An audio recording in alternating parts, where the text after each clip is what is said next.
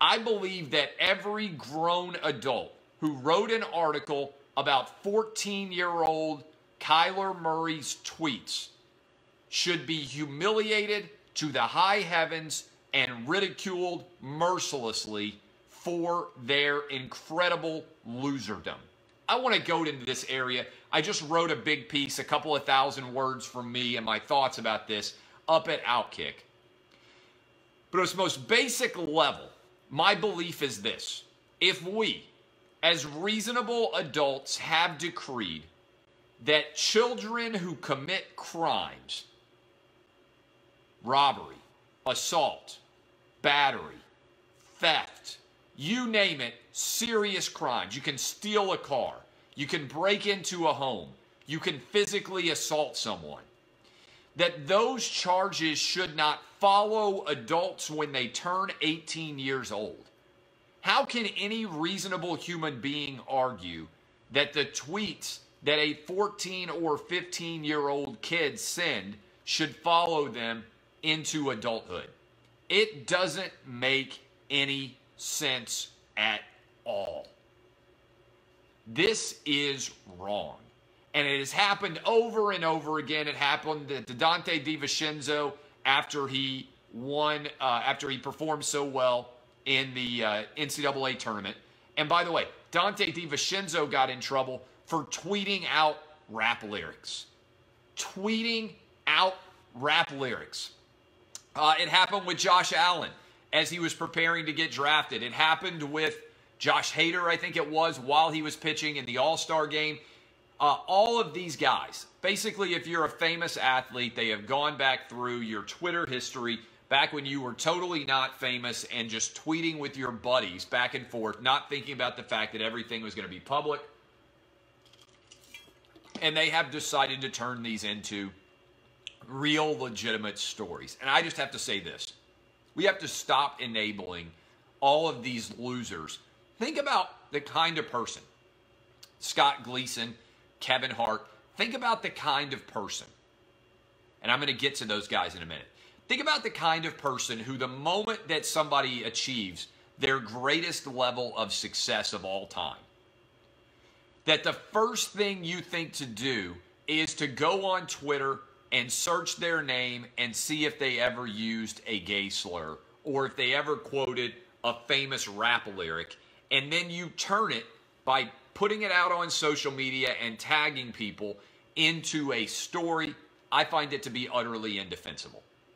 Regardless of who the person is, everybody has kids, everybody's got grandkids, everybody has been a kid. And I also think this is significant. The media is completely wrong here, and they've covered this in a completely wrong fashion.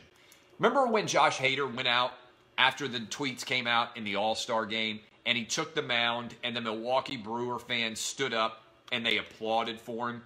And many people in the media said, oh my God, look how many racists there are in Milwaukee, applauding Josh Hader, even though he had these racist tweets and these homophobic tweets and these sexist tweets. Look at how awful the people of Milwaukee are. And I said, no, media, you just don't get it. There's a lot of dumb people in the media. One reason that I have dominated to such an extent is because I'm a lot smarter than most people in the media. The fans were not standing and cheering for those tweets. They were standing and cheering because they recognized something significant, which is all of them believed that the Josh Hader had been treated completely unfairly in the way that the media covered his tweets. They have grandkids, they have kids, they have been teenagers. Again, if our national discussion has led to the point where we don't believe that kids who commit actual crimes should be followed into adulthood, why in the world should you be raked over the coals for a tweet that you sent to a buddy when you were 14 or 15 years old? I just don't get it. I don't understand it. One of the reasons that I've been so successful in life is because I understand the average person. I am the average person, right? Middle-class kid, grew up in Nashville, went to public school K through 12. I didn't have a silver spoon in my mouth. I understand how the average sports fan thinks. I understand what motivates the average sports fan. And so many people don't. And so I believe that Kyler Murray and everything associated with this Twitter shaming era we live in needs to die. I believe Kevin Hart should be able to host the Oscars. I believe that the Guardians of the Galaxy director 1 and 2, it's a fabulous movie, should be able to direct Guardians of the Galaxy 3, James Gunn. I thought those were fantastic movies. I even think that Roseanne shouldn't be fired given her defense, which is she was not trying to give a racial slur. She didn't even know the race of the woman that she was insulting. I think we need to stop overreacting to tweets. We do. We just need to stop overreacting to tweets and allowing people who sit around all day policing Twitter to have no power. Don't give them the ability to take control of our social universe. Here's something else. I want you to think about this for a minute. And I might have talked about this on Friday. When the grabber by the pussy video came out with Donald Trump, and Donald Trump was standing there beside Billy Bush, the video came out, or the audio came out, and so many people rushed out and said, there's no way that Donald Trump is ever going to get elected president. And I said at that time, I think the video is not going to change, or the audio is not going to change anybody's mind. And then the public went and voted, and Donald Trump got elected president. And that's because the public doesn't sit around grabbing its pearls, falling onto the fainting couch every time somebody says something that's remotely inappropriate. They put it within the context of everything else that that person has said before, and they decided that ultimately, either you liked Trump or you didn't like Trump, that audio didn't change anything.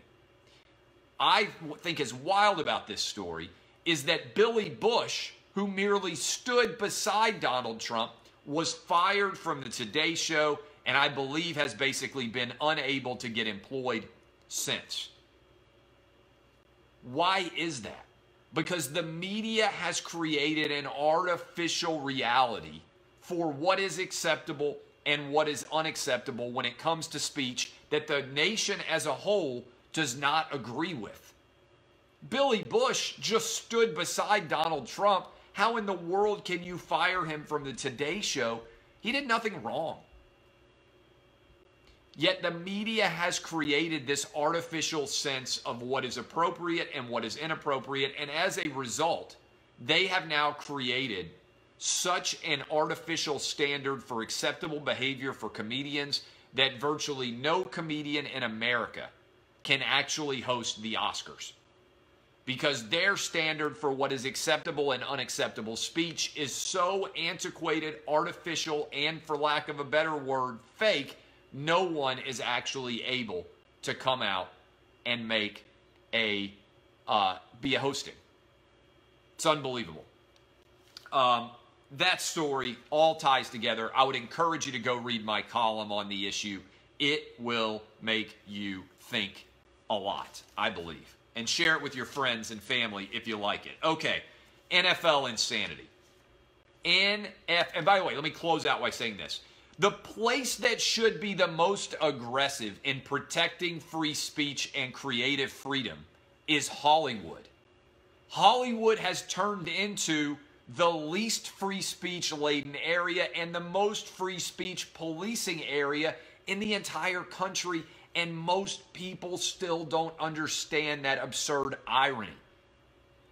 Creative dynamism demands free speech. It demands creative freedom because you can only make something new if you risk. And that's what's so troubling to me as a person who is in a creative industry, that Hollywood, of all places, has been led off the reservation of reasonableness, and it now is spending all of the time trying to protect people who are not in the mix here.